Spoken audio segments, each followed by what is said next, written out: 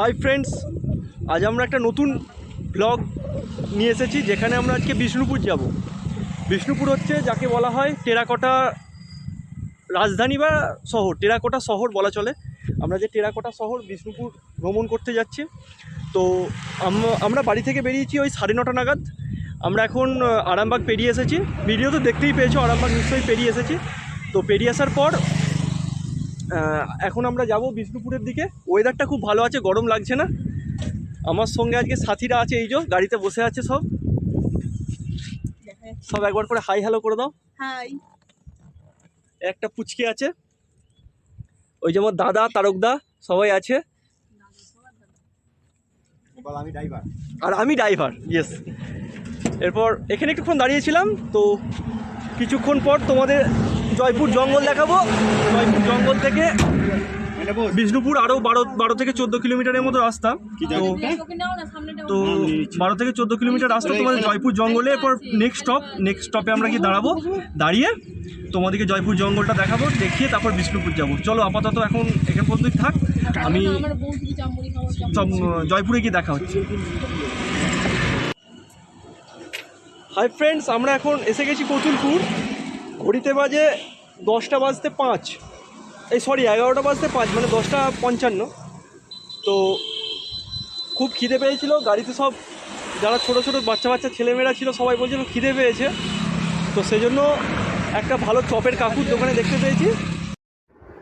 বন্ধুরা, তোমরা দেখতেই পাচ্ছ কাকু একদম গরম গরম চপ আমাদেরকে ভেজে দিচ্ছে, একদম গরম। কাকু, তুমি এখানে প্রতিদিন বসো? সপ্তাহে প্রতিদিন?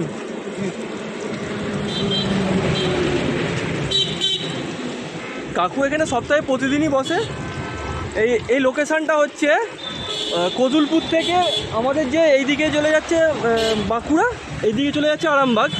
তো এটা হচ্ছে বাঁকুড়া, এটা কতুলপুর, সামনে আছে কতুলপুর আর এখানে আছে গোগড়া। কতুলপুর আর গোগড়ার মাঝখানে এই কাকু চপের দোকান। হ্যাঁ হ্যাঁ, কী লজ?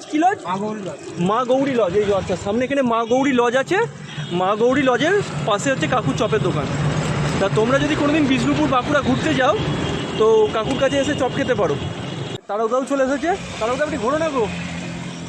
তারকদাও এসে গেছে। কাকু চপ ভাজছে, গরম গরম চপ, যা পেটে খিদে পেয়েছে কি আর বলবো। পেট চুইচাই করছে একদম। আমাদের বাংলা ভাষায় যেটাকে চুইচাই বলে। কাকু মুড়ি পাওয়া যায় তো? কাকুর কাছে মুড়িও পাওয়া যায়, চপ মুড়ি সবই পাওয়া যায় কাকুর কাছে। হ্যাঁ, ছোলা বাটোরাও পাওয়া যায় বলছিলাম। কাকু, তোমার নামটা কি? কাকুর নাম তারাপদ পাল। দোকানটা তোমাকে বলেই দিলাম, আরেকবার বলে দিই। কতুলপুর আর এদিকে গোঘাটের মাঝখানে, এই গোঘাট বলছি, সরি, গোগড়ার মাঝে কাকুর চপের দোকান। টাকাটা দিয়ে দে দাদা। কত হয়েছে? কত টাকা হয়েছে? 90 টাকা হয়েছে।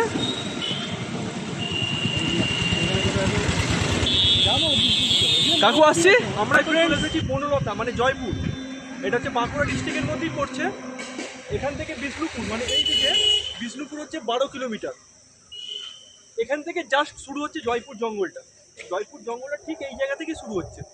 এরপর আপ টু যতদূর জঙ্গলটা যাবে, জঙ্গলটার পর 2 কিলোমিটারের পর বিষ্ণুপুর। মানে জঙ্গলটা হচ্ছে 12 কিলোমিটার, 2 কিলোমিটার হচ্ছে। তারপর জঙ্গলটা পেরোনোর পর পশ্চিমবঙ্গ সরকারের বন দপ্তর, মানে বন দপ্তর বিভাগ। এখানে ওই কিছু গাছ ফাছ কেটে রাখা আছে, ভেতরে অফিসও আছে এদের। এটা হচ্ছে পশ্চিমবঙ্গ সরকারের। আর এদিকটা দেখতে পাচ্ছ, এদিকটা হচ্ছে আমাদের বনলতা।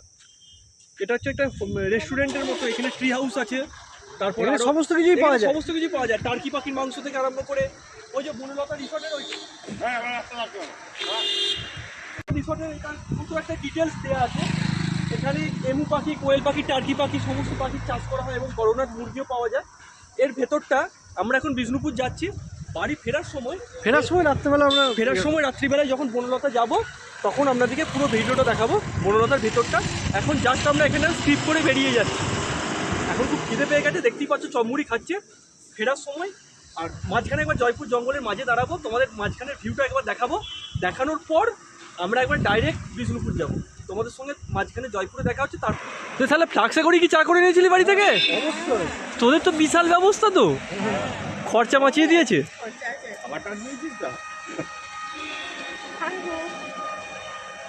থ্যাংক ইউ বললেন। থ্যাংক ইউ চা লাগবে, চা 5 টাকা 5 টাকা। না চায়ের পর সিগারেটটা দিলাম। চাটা আমি করেছি, সেটা তো বললেন না। Good good good. চাটা তুই করেছিস? আমাকে বলিসনি তো। তুই খাবি? থ্যাংক ইউ তো বল। Thank you. নিবি খাবে? এত দেতে ছোট কাপে দে না খাবি? কখন কল করে?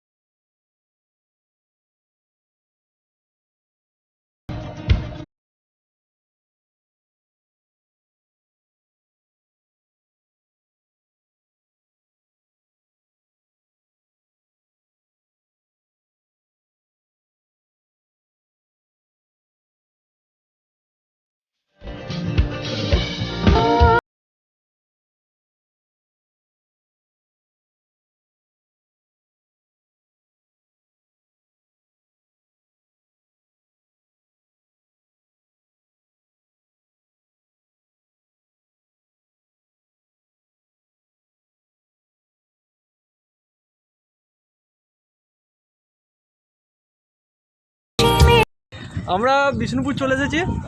বিষ্ণুপুর এসে একটা টোটো বুক করা হয়ে গেছে আমাদের। টোটো বুক করে আমরা এখন বিষ্ণুপুরের ছোট ছোট যে মন্দিরগুলো আছে এখানে আশেপাশে সেইগুলো ঘুরবো। ঘোরার পর এখানে দেখতে পাচ্ছি সব টেরাকোটার যে কাজগুলো আছে ছোট ছোট। আচ্ছা, জোরবাংলা, এটা জোরবাংলা মন্দির না? এটা এই জোরবাংলা মন্দিরের সামনে আছে আমরা। এখানে সবই মাটির জিনিস, তাই না? এই মাটির ইয়েগুলো কেমন দাম আছে? ওই জলের বোতল কোনটা দেখাবো? এটা না এটা দেখি। হ্যাঁ, 120। খুব সুন্দর মাটি। এটা পুরো মাটির, তাই তো? হ্যাঁ, ঢাকাটা প্লাস্টিক। হ্যাঁ। আর এইটা আছে ওটা 900। ওটার মধ্যে কি কাজ আছে? এটা এই যে পিন করা আছে। আচ্ছা আচ্ছা। আর ওটা প্লেন। আচ্ছা, ওটা প্লেন, তাই তো? হ্যাঁ, এটা প্লেন। আর এইটা হচ্ছে হাফ লিটার। এটা 1 লিটার, এটা হাফ লিটার। ওটা কত দাম? 120। 120। এমনি জলটা এত ঠান্ডা থাকে? হ্যাঁ, ওই জন্যই বোতল নিয়ে যাই। আমি ধরো। আর এইগুলো সব কাঠের নাকি? হ্যাঁ, এগুলো কাঠের। কাঠের আছে, টে আছে, ডাবু আছে, খুন্তি আছে। এগুলো ট্রে। এই ট্রেগুলো কেমন দাম আছে? 250 টাকা। খুব সুন্দর কাঠের ট্রে। জোরবাংলার কাছে এলে সবই পাওয়া যাবে এগুলো। কাঠের থালা। কাঠের থালা কোথায়? ওই যে নিচে নিচে।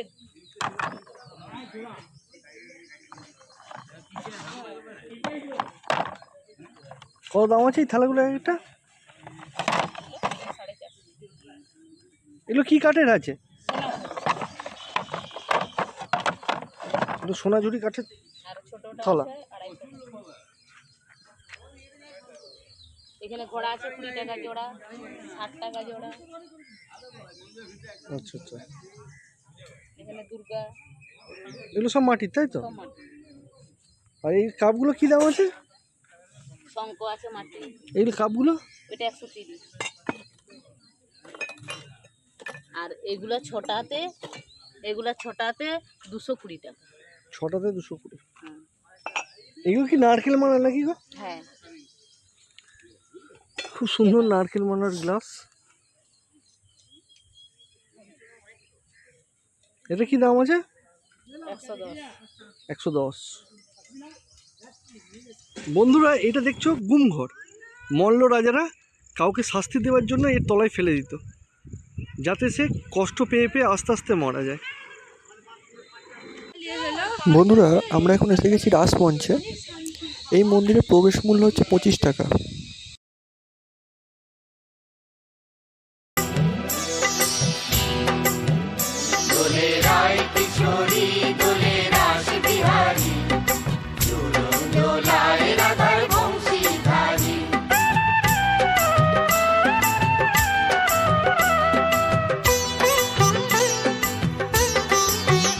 দোলে রায় কিশোরী দোলে রাস বিহারী, ঝুলন দোলায় রাধার বংশীধারী। দোলে রায় কিশোরী দোলে রাস বিহারী, ঝুলন দোলায় রাধার বংশীধারী।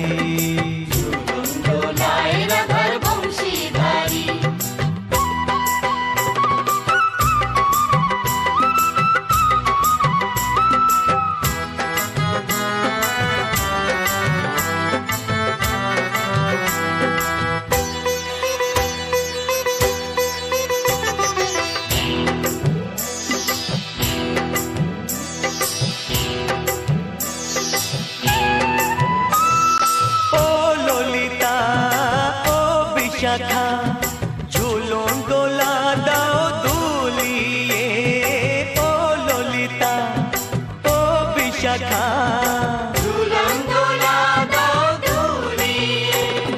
শ্যাম সায়রে রাধা কমল, শ্যাম সায়রে রাধা কমল, ফোটাও আরো ঢেউ তুলিয়ে। দোলে শ্যামল সুধায় দোলে শ্যাম পিয়ারি, দোলে রায় কিশোরী দোলে রাস বিহারী, ঝুলন দোলায় রাধার বংশীধারী। ঝুলন দোলায় রাধার বংশীধারী।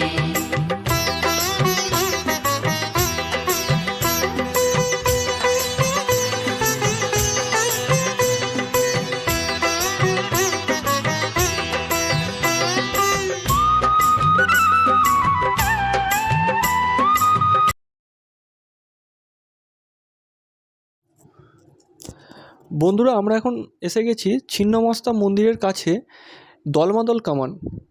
এটা তৈরি করেছিল মল্ল রাজারা। এটা 4.25 মিটার দীর্ঘ এবং মুখের ব্যাস হচ্ছে 30 সেন্টিমিটার।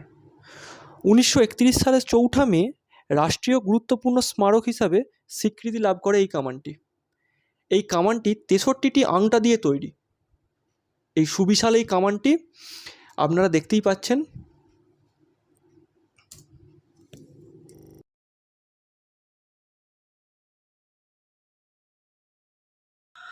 সেখানে কিছু কিনিনি, আমার ক্লিপ ভেঙে গেছে গো। ক্লিপ কিনছে? কিসের জন্য এটা? চুলের জন্য। দলমাদল কামানের ঠিক পাশেই আছে মা ছিন্নমস্তার মন্দির। এই মন্দিরের বাইরে অনেক পান্ডারা থাকেন, যাদের মাধ্যমে আপনি মায়ের কাছে পুজোও দিতে পারেন। চলুন আস্তে আস্তে ভেতরের দিকে যাওয়া যাক। এই মন্দিরে মোবাইল, ক্যামেরা এই সমস্ত জিনিস মানে নট অ্যালাউড, মানে অ্যালাউ করে না এনারা। লেখাই আছে মোবাইল বন্ধ রাখুন। তবু বাইরে থেকে যেটুকু পাচ্ছি আপনাকে ছবি তুলে দেখাচ্ছি। সামনেই দেখতে পাচ্ছেন, ওটা হচ্ছে মা ছিন্নমস্তা।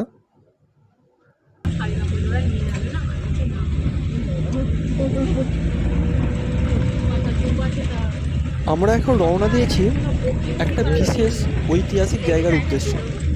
দেখতেই পাচ্ছ চারিদিকে শুধু সবুজে সবুজ, তার মধ্যখান দিয়ে চলে গেছে একটা ছোট্ট সংকীর্ণ রাস্তা। আমরা এখন যে জায়গাটা দেখতে যাচ্ছি এটা হচ্ছে জঙ্গলের ভিতর আস্ত একটা এয়ারপোর্ট। হ্যাঁ, ঠিকই শুনেছ, এটা হচ্ছে একটা জঙ্গলের ভেতর আস্ত একটা এয়ারপোর্ট। এটা তৈরি করেছিল ব্রিটিশরা দ্বিতীয় বিশ্বযুদ্ধের সময়। মানে যখন দ্বিতীয় বিশ্বযুদ্ধ হয় তখন এই জায়গাতে একটা এমার্জেন্সি প্লেন ল্যান্ডিংয়ের জন্য মানে ব্রিটিশরা এই এয়ারপোর্টটা তৈরি করেছিল। এই জায়গাটা একটা বিশেষ ব্যাপার হলো, এই জায়গা দিয়ে যদি তুমি যাও না, মানে গাটা কেমন ছমছম করবে, দিনের বেলা তো গাটা ছমছম করবে, মানে জনমানবহীন একটা এরিয়া এটা। তোমরা যদি যাও একটু সকাল সকাল এই জায়গাটা ঘুরে যেও, তবে জায়গাটা নিঃসন্দেহে খুব ভালো, তোমরা এসে দেখতে পারো। চলো এয়ারপোর্টে যাওয়া যাক, এয়ারপোর্টে গিয়ে তোমাদেরকে বাকিটা দেখাচ্ছি।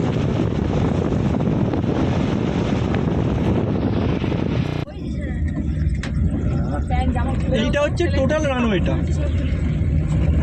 আমরা রানওয়ের উপর দিয়ে যাচ্ছি, রানওয়ের উপর দিয়ে গাড়ি চালাচ্ছি আমরা।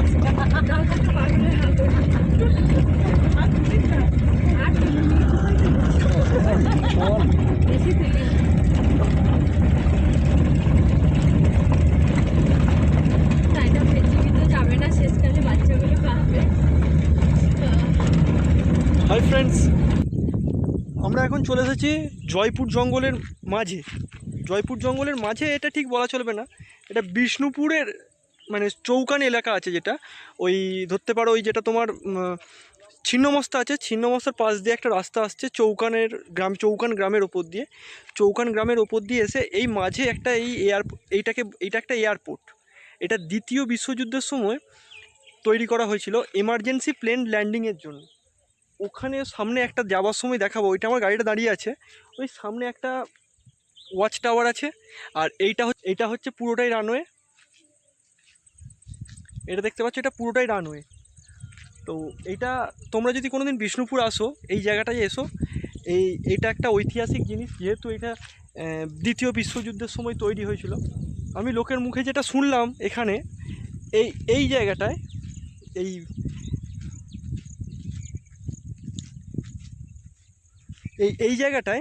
এই জায়গাটায় প্লেনগুলোকে রাখা হতো, অস্থায়ীভাবে যে প্লেনগুলো আসতো সেই প্লেনগুলোকে এই জায়গাটা, প্লেন বা হেলিকপ্টার এই জায়গাগুলোতে রাখা হতো। এখন এই জায়গাগুলো এরকম হয়ে পড়ে আছে, বন জঙ্গল আবাদি এই ধরনের হয়ে পড়ে আছে। আর এখানে দেখতে পাচ্ছ লোকেরা ওই শাক টাইপের কিছু মিলেছে, ওই তিল শাক বলছি, তিল মিলেছে, তিল বা সর্ষে, যাই হোক আমি অত চিনতে পারি না। তো এইখানটায় এই যে ঢালাই মতো এরিয়াটাতে এখানে প্লেনগুলোকে রাখা হতো।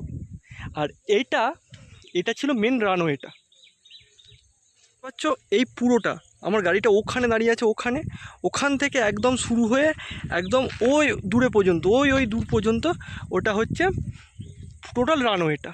প্রায় ধরতে পারো এটা খুব কম করে হলেও 3 কিলোমিটারের মতো, 5 কিলোমিটারের মতো হবে, ওখান থেকে একদম ওখান পর্যন্ত এই এত বড় একটা রানওয়ে।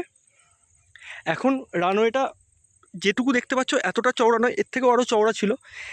এখানে এই জায়গাগুলোতেও রানওয়েটা এরিয়া ছিল, কিন্তু এখন বন জঙ্গল পুরো ভর্তি হয়ে গেছে। আচ্ছা, আর আজকে যা রোদের কন্ডিশান, বেশিক্ষণ ভিডিও করতে পারবো না, রোদে বেশিক্ষণ থাকতে পারছি না। এমনিতেই বাঁকুড়া বিষ্ণুপুর সাইড রোদের মারাত্মক জোর হবে। এই দেখতে পাচ্ছ, এই দেখো ভালো করে তোমরা তাহলে বুঝতে পারবে এইটা দেখলে। এই দেখো এখান পর্যন্ত রানওয়ে ছিল, এখান পর্যন্ত রানওয়ে ছিল, এই জায়গা পর্যন্ত রানওয়ে ছিল, কিন্তু বন জঙ্গলের জন্য এটা আস্তে আস্তে কমে আসছে। ওই দেখো ওখানে একটা ভেতরে দেখতে পাচ্ছ, ভেতরে হেলিপ্যাড আছে একটা, ওই দেখো, ওই দেখতে পাচ্ছ ভেতরে, আমি ঠিক যেতে পারছি না। এই দেখো ভেতরে একটা হেলিপ্যাডের মতো আছে, এই যে একটা ভেতরে হেলিপ্যাডের মতো আছে। মানে টোটাল এই ব্যাপারটা তৈরি করা হয়েছিল দ্বিতীয় বিশ্বযুদ্ধের সময়, মানে বিমানগুলোকে এমার্জেন্সি ল্যান্ডিংয়ের জন্য এটা তৈরি করা হয়েছিল। আর একটা ওয়াচ টাওয়ার আছে দূরে, এখন তোমরা দেখতে পাবে না, আমি যাওয়ার সময় ওই ওয়াচ টাওয়ারটা তোমাদেরকে ভিডিও করে দেখাবো। আর এটা আমার গাড়ি দাঁড়িয়ে আছে এখন। এখানে ওয়েদার খুব গরম, কিন্তু প্রাকৃতিক গাছপালার জন্য এরিয়াটা খুব সুন্দর। তোমরা যদি কোনোদিন বিষ্ণুপুর আসো অবশ্যই এখানে আসতে পারো। এই জায়গায় রানওয়েটা শেষ হয়ে যাচ্ছে, আর এইটা হচ্ছে ওয়াচ টাওয়ারটা। এখানে এখন ছোটোখাটো ছোকরা ছেলেদের আড্ডা স্থল হয়ে গেছে, কিন্তু এইখানেই রানওয়েটা শেষ হচ্ছে। এরপর আমরা এই রাস্তাটা দিয়ে চলে যাব। তবে একটা জিনিস, এই রাস্তাটা দিয়ে তোমরা যদি কোনোদিন আসো, তোমরা মানে দুপুর চলে আসো, তো তোমাদের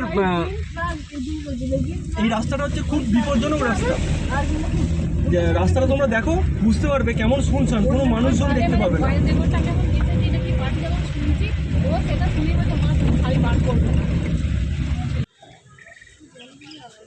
আমরা এখন বনলতা রিসর্ট, এটা হচ্ছে জয়পুরে এসে গেছি অনেক কষ্ট করে। যা গরম, কেউ আসবে না বলছিল। দেখতে পাচ্ছ কত সুন্দর সুন্দর ফুল। দাঁড়াও দেখাচ্ছি। এইটা অ্যাকচুয়ালি একটা রিসর্ট, এখানে সব কিছুই পাওয়া যাবে মোটামুটি। এখানে টার্কি পাখির মাংস, তারপর এমু পাখি। সকালবেলা তোমাদেরকে যে ভিডিওটা দেখাচ্ছিলাম, ওই ভিডিওতে যে একটা স্ক্রিনশট বলে একটা বোর্ড দেখাচ্ছিলাম, বোর্ডে সমস্ত কিছু লেখা ছিল। এখানে বিভিন্ন ধরনের গাছগাছালি দেখতে পাবে। আর বিশেষত এদের একটা ব্যাপার কি, এদের ব্যাপার হচ্ছে একটাই, যে এরা সমস্ত কিছুটা নিজেরা চাষ করে, তারপর সেটা তারা রান্নাই করুক বা বিক্রিই করুক, এটা সব কিছুই করে এরা নিজেরাই। এই জায়গাগুলো শীতকালে যদি আসা হয়, শীতকালে এলে খুব সুন্দর লাগবে দেখতে। শীতকালে এই সব জায়গাগুলোতে পুরো গাছালিতে পুরো ভর্তি থাকে একদম। এইগুলো এখন কি গাছ জানি না, এইগুলো তোমরা যদি জানো কমেন্ট করে জানাবে আমাকে। এগুলো কি গাছ না ঘাস বুঝতে পারছি না তো, তবে কালারটা খুব সুন্দর লাগছে, দেখো খুব সুন্দর কালারটা আসছে।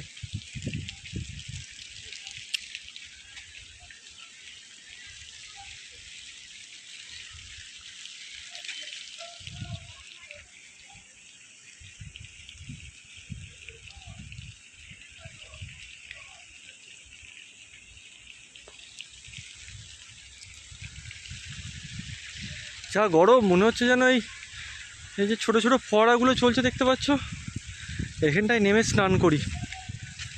ভীষণ কষ্ট গরমে, তবু ওই বনলতায় এসে একটু হাওয়া দিচ্ছে, ভালো লাগছে, গাছ ফাছ আছে তো তবু ভালো লাগছে।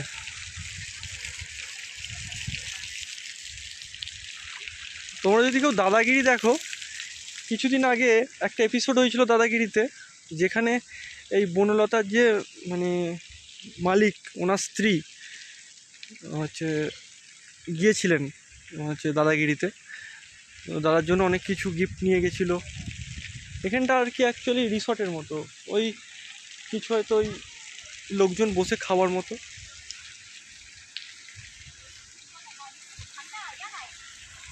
এখানে আলোগুলো দেখো, আলোগুলো কত সুন্দর, সেই পুরনো দিনের যেগুলো সেই লণ্ঠন হয় না, সেই লণ্ঠনের কথা মনে পড়ে যায় এই আলোগুলো দেখলে। যদিও লণ্ঠন তোমার ওই কেরোসিনে চলতো, এগুলো তবে প্রতিটা এগুলো ইলেকট্রিক বাতিস্তম্ভর মতো, কিন্তু শেপটা দেওয়া আছে লণ্ঠনের মতো, খুব সুন্দর দেখতে লাগছে। এই এরিয়াটা অনেকটা বড়, এটা দেখাতে গেলে অনেকটাই সময় লাগবে। ভিডিওটা স্ক্রিপ্ট না করে তোমরা দেখতে থাকো। দেখো একটা মানে কি বলবো, একটা এখানে কি হচ্ছে, মূর্তি তৈরি করার জন্য যোগাযোগ করুন বনলতা হোটেল।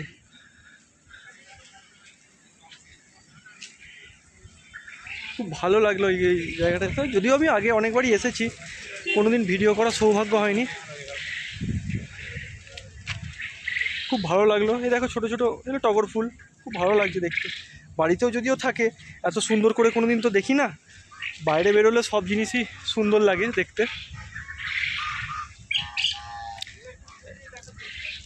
এ দেখো এখানে কোয়েল পাখি আছে, বড় বড় হাঁস আছে, দেখতে পাচ্ছ। সামনে এখানটা দিয়ে দেখতে পাবে। এই দেখো এখানে এরা নিজেরাই চাষবাস করে এরা বিক্রি করুক। এটা কোয়েল পাখি, নিচেটা কি, নিচেটা রাজহাঁস, এই নিচেরটা রাজহাঁস, আর এই ওপরে এগুলো কোয়েল পাখি।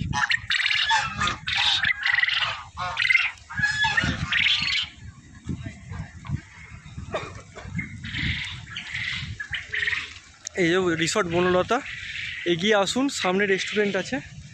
এই যে কোভিড বিধি মানা হচ্ছিল তখন, যখন মাস্ক পরে প্রবেশ করুন লেখা আছে। এই এখানে কতগুলো স্ট্যাচুর মতো, এই যে তারকদাও এখানে আছে।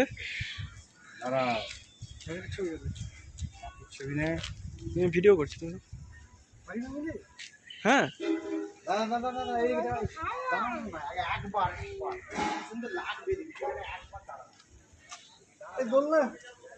এই যে দোলনা, এই বড় দোলনা রুমের গেস্টদের ব্যবহারের জন্য, তুই দুলিস না। আমার দাদা একটু দুলে নিল। যেখানে আইন আছে আইনের ফাঁকও আছে।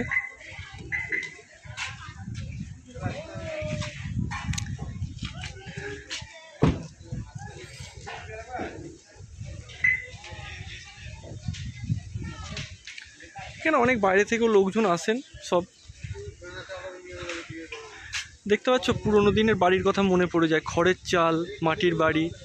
এখানে অনেকটা এলে তুমি গ্রাম গ্রাম ফিলিংসটা পাবে।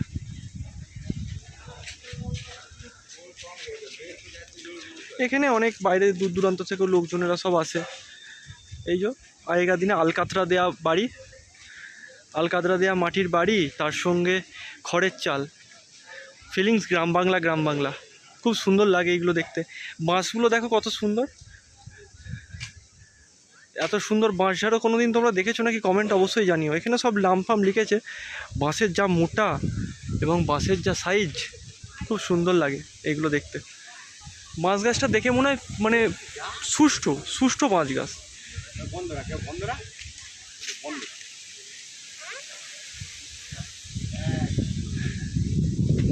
এটা আমরা ভেতরের দিকে চলে এলাম। এখানে মানে একটা পোর্শনে যাবে, একটা পোর্শনে একটা রেস্টুরেন্ট, আলাদা আলাদা ধাঁচে।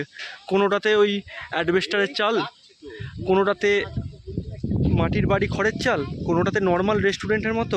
আর এখানে একটা ছোটোখাটো পার্কের মতো আছে। বাচ্চারা যারা এখানে ঘুরতে আসে তারা এখানে এগুলো খেলাধুলা করে।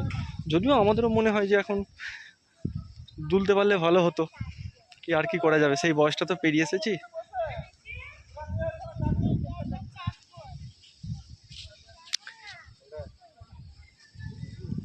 খুব সুন্দর লাগছে দেখতে। দেখো বন্ধুরা, সেই বন্ধুদের সেই আগের যেমন সেই ঢেঁকির চাল, সে ঢেঁকিতে চাল কুটতো মায়েরা, ছোটোবেলায় দেখেছি সেই সেম জিনিস। মানে একদম মানে গ্রামটাকে তুলে এনেছে এরা। এদের মানে দেখে মনে হয় এদের মেন মোটো হচ্ছে গ্রামের যে সমস্ত জিনিস, সেই জিনিসগুলোকে তুলে এনে এরা সেটাকেই ধরে দেখিয়েছে। হ্যাঁ, তারকদাও ছোট ছেলে হয়ে গেল গো। কি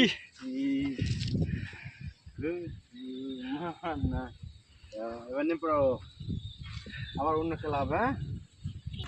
হ্যালো, এখন আদি হচ্ছে হাতির পিঠে চড়েছে। হাতির পিঠে চড়ে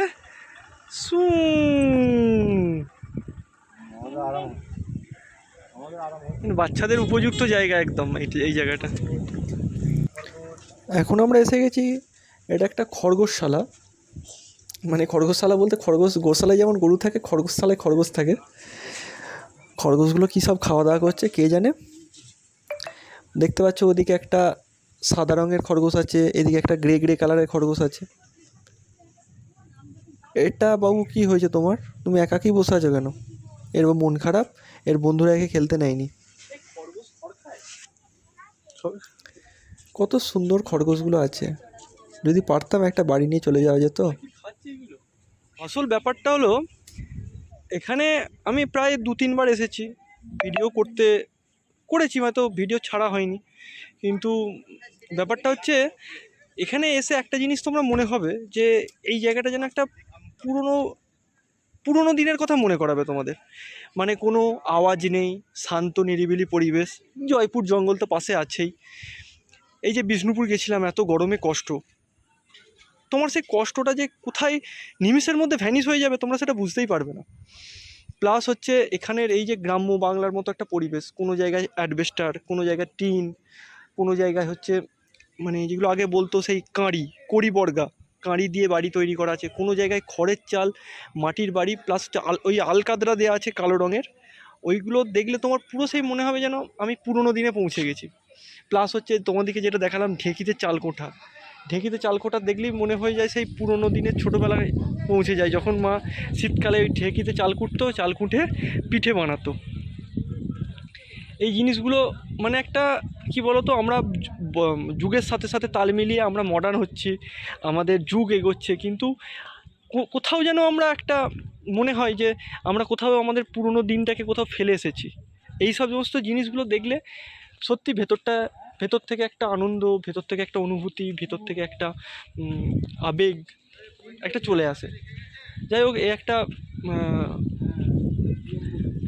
শহরে কংক্রিটের মধ্যেও যে এত সুন্দর একটা ওয়েদারের মধ্যে এত সুন্দর একটা পরিবেশ যে তৈরি করা যেতে পারে, এরকম ধরনের চিন্তাভাবনাও আজকালকার দিনে মানুষের আছে।